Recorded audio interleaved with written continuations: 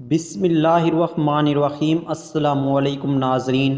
ایک business man نے خواب میں دیکھا کہ ایک شخص اسے کہہ رہا ہے کہ تمہاری کمپنی کے مین گیٹ کے سامنے جو پھل بیچتا ہے اس کو عمرہ کروا دو۔ نیند سے بیدار ہوا تو اسے خواب اچھی طرح یاد تھا، مگر اس نے وہم جانا اور خواب کو نظر انداز کر دیا۔ 3 دن مسلسل ایک ہی خواب نظر آنے کے بعد وہ شخص امام کے پاس گیا اور اپنا خواب بیان کیا۔ امام صاحب نے کہا اس شخص سے رابطہ کرو اور اسے عمرہ کروا دو۔ اگلے روز بزنس مین نے ایک ملازم سے اسے پھل فروش کا نمبر معلوم کرنے کو کہا۔ بزنس مین نے فون پر اس پھل فروش سے رابطہ کیا اور کہا کہ مجھے خواب میں کہا گیا ہے کہ میں تمہیں عمرہ کرواؤں، لہٰذا میں اس نیک کام کی تکمیل کرنا چاہتا ہوں۔ پھل فروش زور سے ہنسا اور کہنے لگا، کیا بات کرتے ہو بھائی، میں نے تو مدت ہوئی کبھی فرض نماز ادا نہیں کی اور تم کہتے ہو کہ تم مجھے عمرہ کروانا چاہتے ہو۔ بزنس مین اصرار کرنے لگا اور اسے سمجھایا کہ میرے بھائی، میں تمہیں عمرہ کروانا چاہتا ہوں اور سارا خرچہ میں خود اٹھاؤں گا۔ خاصی بحث کے بعد آدمی اس شرط پر رضامند ہوا کہ ٹھیک ہے، میں تمہارے ساتھ عمرہ کروں گا، مگر میرے تمام اخراجات تمہارے ذمہ ہوں گے۔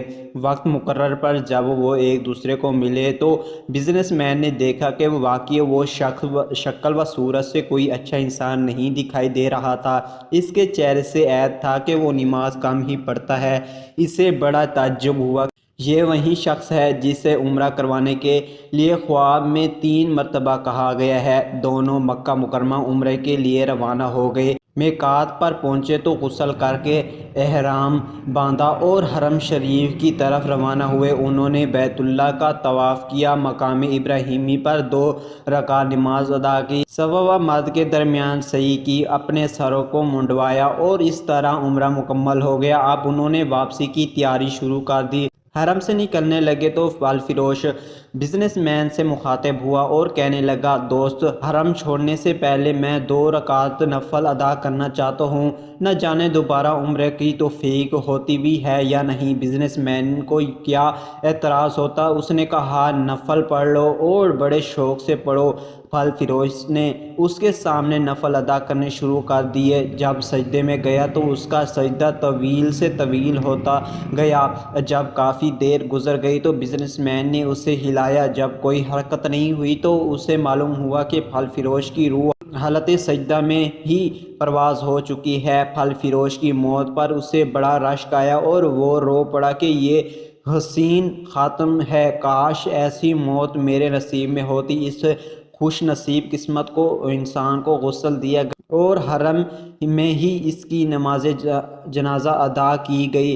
ہزاروں افراد اسلام نے اس کا جنازہ پڑھا۔ وفات کی اطلاع اس کے گھر والوں کو دی جا چکی تھی۔ بزنس مین نے اس کے گھر کا تمام خرچہ اپنے ذمہ لے لیا۔ پھل فروش کی بیوی سے تعزیت کرنے کے لیے بزنس مین نے کہا، میں جاننا چاہتا ہوں کہ تمہارا شوہر کی ایسی کون سی عادت یا نیکی تھی کہ اس کا انجام اس قدر عمدہ ہوا ہے اور اس حرم میں سجدے کی حالت میں موت آئی ہے۔ بیوی نے کہا، بھائی، میرا خاوند کوئی نیک آدمی تو نہیں تھا، میں اس کی کوئی خاص خوبی بیان تو نہیں کر سکتی، ہاں مگر اس کی ایک عادت یہ ضرور تھی کہ وہ ہمارے ہمسائے میں ایک غریب بیوہ اپنے چھوٹے بچوں کے ساتھ رہتی ہے۔